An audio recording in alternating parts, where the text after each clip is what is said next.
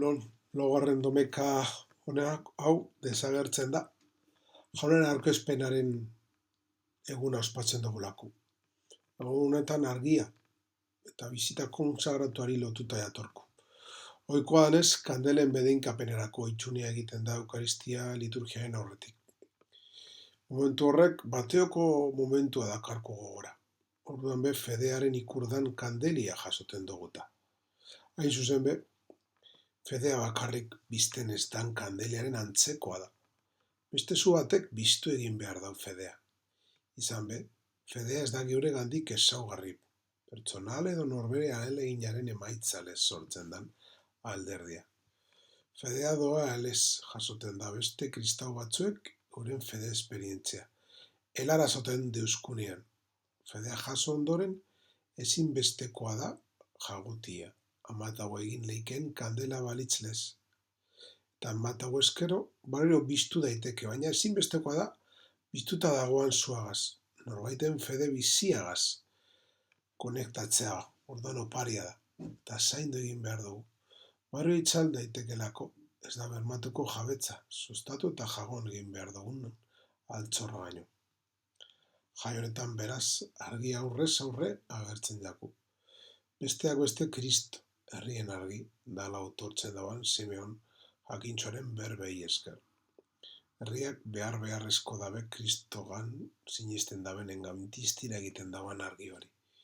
Kristauek agertu daben, eragin daben, eta aderasoto daben maitasunak arrastoa itzi dau, historioan, ospitaleak sortuz, Europar demokrazia benediktar zenez guztiz, bardintasun eta guztien ganako errespetau eratuko monasterioko koroak sortuz.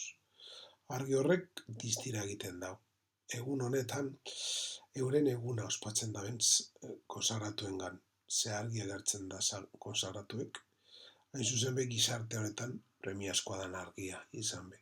Gizartean, zagarapenagaz zerikusirik ez dagoen arretiak ez dago edatuta. Ez dago oinarririk, ez da erretarik jarten, bigarren mailako gauzetan galtzen gara. Benetako argiari, jomuari zuzenean begiratuarik. Gizartek ez dabe jomu argirik, helburuak epe laburrerako dira. Ez dago, ikuspuntu zabalik ez da epe luzerako egitasmorik. Eta ikuspuntu mugatu horrekaz galtzadan munduaren kudeak eta ona egitea. Horren adibide bat, gure erosotasuna lortzeko, itxuta bizi garela gainerako guztia astuta. Danona daran etzea zaindu ordez, zikinduz eta uratzetik datozaren negargarri itxiz, argia galdu izanaren ondorioa da hori. Konsagratuek maitasunaren deituak dana itxi eta maitasuna zabaltzeko alegina. Dabiltzan pertsonak ezinbesteko daguz. Baina Simeonek dinoan lez, argi hau kontra esana da. Zalantzak bizten duzkuz eta ez da gure laiken esklaboa. Gure benetako onak batzuetan ezinbestekoa dau kontra esanaren nekie. Egiaren nekia data. Argia berreskuratzeko eguna da. Barru-barrua sartu eta hortik gure bidean argi egiten dauan argia. Geure egiteko geguna. Bataiotik daurago guk argi hori geure baitan. Munduari eskaintzeko gauza izan behar dugu. Argi horri esker, jangoekoaren zemetala bagara. Eta argi horrek gidatu behar gautu bidean.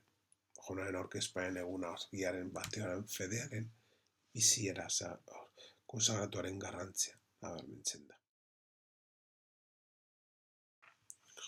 Jainkoa guztiun betikoa zure zeme bakarra guri alakoa gizakiz jantzerik aurkeztu eban, gaurko gunez Jerusalengo jauretzen.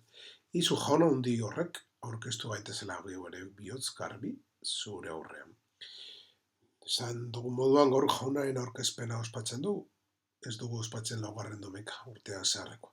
Horregatik entzun dugune otoetza jaunaren aurkezpenarakoa da. Eta eskatzen dutzago jaunari bere izaira.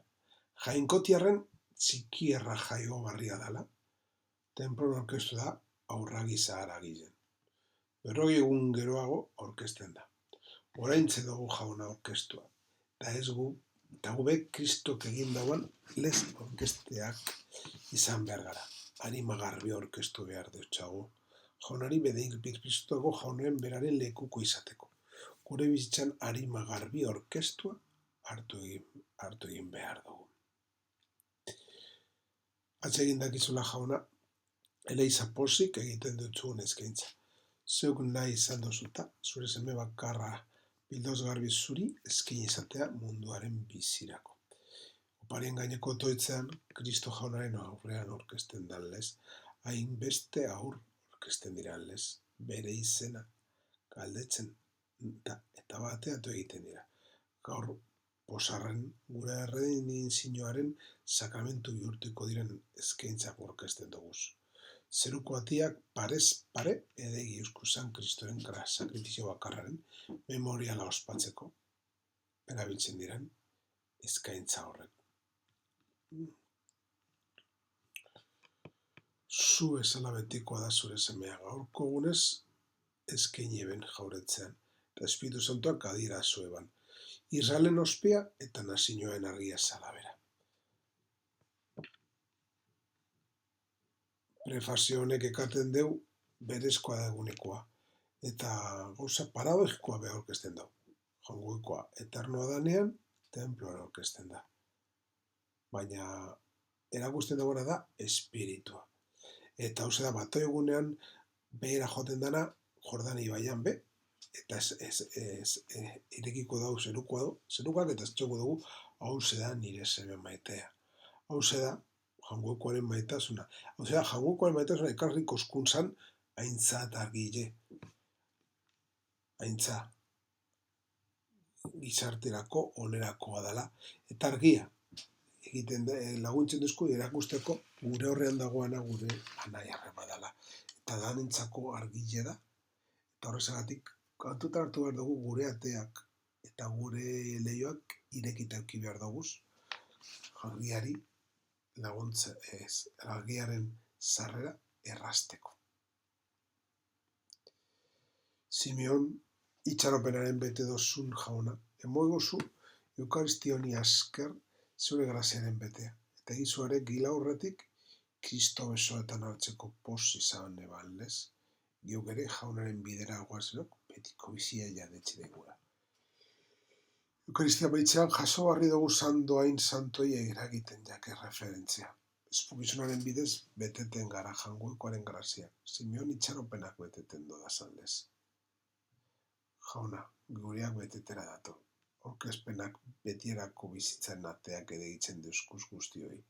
Jangoikoaren presentzia hori gure artean onartu besterik ez dugu egin behar. Eskua erakutsiz hain alboan betiko bizitzarantz ibiltzen jarraitu ahal izateko.